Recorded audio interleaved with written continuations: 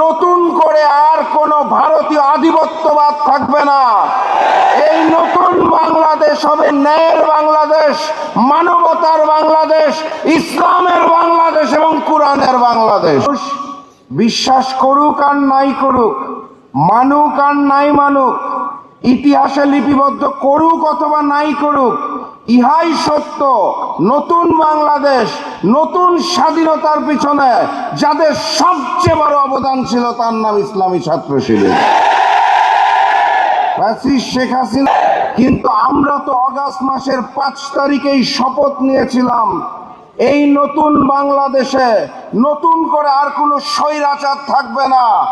এই নতুন বাংলাদেশে নতুন করে আর কোনো ভারতীয় আধিপত্যবাদ থাকবে না। এই নতুন বাংলাদেশ হবে ন্যায়ের বাংলাদেশ, মানবতার বাংলাদেশ, ইসলামের বাংলাদেশ।